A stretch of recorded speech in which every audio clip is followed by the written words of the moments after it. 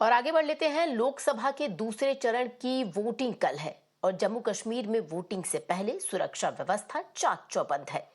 Police के साथ अर्धसैनिक बलों को इलाके में गश्त लगाते देखा गया, फ्लैग मार्च करते देखा गया, ताकि जो दूसरे चरण की वोटिंग है उससे पहले सुरक्षा व्यवस्था पूरी तरीके से चाक चौबंद रह सके। तो जम्मू कश्मीर में कल आपको बता दें दूसरे फेज में वोटिंग होने वाली है। उससे पहले जो प्रदेश की पुलिस है, आपको बता दें, साथ ही साथ अर्धसैनिक बल है, उन्हें गश्त लगाते हुए, फ्लैग मार्च करते हुए देखा गया। हमारे सहयोगी प्रदीप दत्ता इस वक्त हमारे साथ जुड़ गए। प्रदीप, निश्चित तौर पर जम्मू कश्मीर की अगर बात करें तो निश्चित तौर पर वहां पर सुरक्षा व्यवस्था चाक चौबंद रहती है। ऐसे में जो तस्वीरें सामने आई, हालांकि कल दूसरे फेज की वोटिंग होनी है, उससे पहले अर्धसैनिक बलों और राज्य की जो पुलिस है उनके द्वारा कई इलाकों में फ्लैग मार्च किया गया।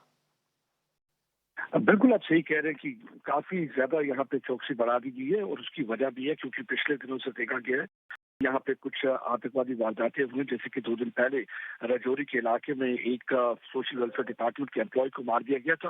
उन चीज़ों को मद्देनजर रखते हुए यहाँ पे एक तो प्रोबेटरी ऑर्डर्स इश्यू कर दिए गए हैं, जैसे कि वर्चुअल प्राइवेट नेटवर्क जो सर्विस है उसको पूरी तरह से सस्पेंड कर दिया गया है। उसके अलावा जैसे कि आपने सही कहा कि हमारी जो जम्मू कश्मीर की पुलिस है और उसके साथ सेंट्रल फोर्सेस है, फ्लैग मार्च करते हुए रियासी के इलाके में नजर आए, क्योंकि वो चाहते हैं कि किसी भी किस्म की कोई परेशानी ना हो। क्योंकि हालांकि पहले फेज में काफी पीसफुल रहा, दूसरे फेज में भी वो चाहते हैं कि यहाँ पे एक तो वोटर टर्नआउट सही रहे, फ्री और फेयर इलेक्शन हो और साथ में पीसफुल एटमॉस्फेयर भी रहे। क्योंकि अगर आपका पड़ोसी मुल्क पाकिस्तान हो तो हमेशा उसकी कोशिश रहती है कि भी कोई डेमोक्रेटिक प्रोसेस हो उसको यहाँ पे कतल करने की कोशिश रहती है, लेकिन उनकी सारी कोशिशें नाकाम करने के लिए पूरी तरह से हमारे जो सुरक्षा कर्मी तैयार हैं। ये दूसरे चरण का जो चुनाव है, ये जो होने जा रहा है जम्मू रियासी कॉन्स्टिट्यूंसी में, इसमें जो 22 कैंडिडेट्स हैं उसके साथ साथ यहाँ पर टक्कर जो है 2 लोगों के बीच में है। अगर बात तो कांग्रेस की रमन भल्ला और बीजेपी के जुगल किशोर, जो कि 2 बार सांसद बन चुके और तीसरी बार हैट्रिक बनाने की पूरी तैयारी में है। और यहाँ पे असेंबली की जो है 11 कॉन्स्टिट्यूंसीज हैं, असेंबली के 11 सेगमेंट्स हैं, तो पूरी तरह से चप्पे चप्पे पर सिक्योरिटी फोर्सेस तैनात हैं।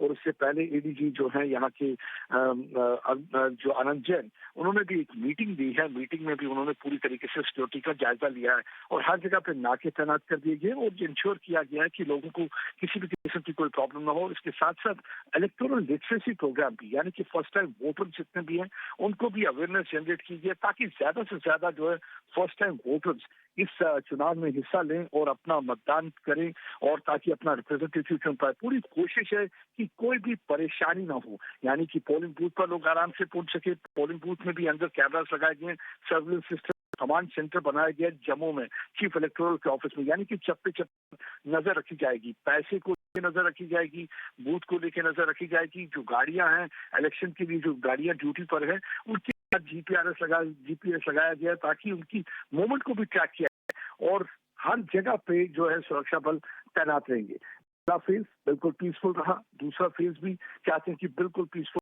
किसी भी किस्म की कोई परेशानी ना हो। क्योंकि हमने देखा है कि 2 दिन पहले एक घटना हुई, जैसे कि राजौरी में सोशल वेलफेयर का एम्प्लॉय मारा गया। कुछ कोशिश लोगों की रहती है, जो आतंकवादी संगठन है उनकी कोशिश रहती है कि पाकिस्तान के इशारे पर कोई ऐसी गतिविधि करे जिसकी वजह से लोगों में एक भय पैदा हो और वोटर टर्नआउट जो है कम रहे। और दूसरा हमने देखा कि बांडीपुर में भी एनकाउंटर चल रहा है कि सुरक्षा बल पूरी तरह से तैयार है, और एडमिनिस्ट्रेशन भी और लोग भी पूरी तरह से तैयार है। पिछली बार 70% के करीब हुआ था, इस बार लग रहा है कि 70 से भी ज्यादा लोग निकलेंगे। पिछले हालांकि पहले फेज में बारिश के बावजूद हमने देखा कि काफी लोग आए और इस बार भी है कि काफी लोग आएंगे और अब चुनाव में हिस्सा लेंगे और अपना नुमाइंदा चुनेंगे ताकि बेहतर सरकार उन्हें मिल पाए। जी, प्रदीप, आपसे एक सवाल और करना चाहूंगी। जिस तरीके से आप बता रहे थे पोलिंग बूथ के बाहर सिक्योरिटी व्यवस्था चाक चौबंद रहने वाली है, सीसीटीवी कैमरेज लगने वाले, तो जो सुरक्षा की जिम्मेदारी है खासतौर पर आपसे जानना चाहूंगी कि वो किसे सौंपी गई है और जो फर्स्ट टाइम वोटर्स हैं उनमें किस तरीके का उत्साह देखने को मिल रहा है जम्मू कश्मीर में?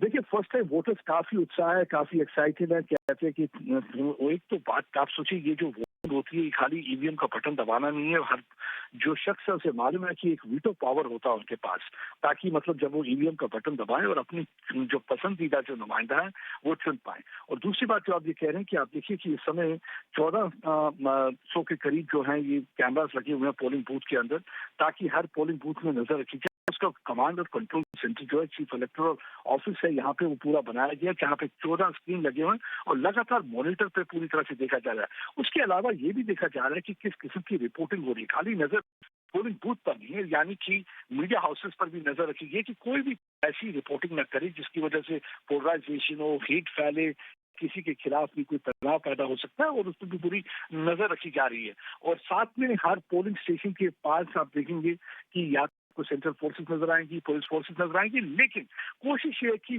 ज्यादा से ज्यादा लोग आए, क्योंकि जो इलेक्टोरल लिटरेसी अवेयरनेस प्रोग्राम चलाया गया है, यानी कि कल भी हम देख रहे थे कि किस तरीके से बच्चों जो जी है फर्स्ट टाइम वोटर्स हैं उनसे बातचीत की जा रही थी, म्यूजिक के द्वारा उनको समझाया जा रहा था कि कैसे आपके लिए इम्पोर्टेंट चुनाव है, क्योंकि आप जब चुनाव के लिए जाएंगे तो आप एक वो नेता चुनेंगे जो आगे आने वाले 5 वर्षों में आपके लिए काम करेगा। तो जी यानी कि बिल्कुल पूरी प्रदीप। तरीके से अवेयरनेस जनरेट की जा रही है।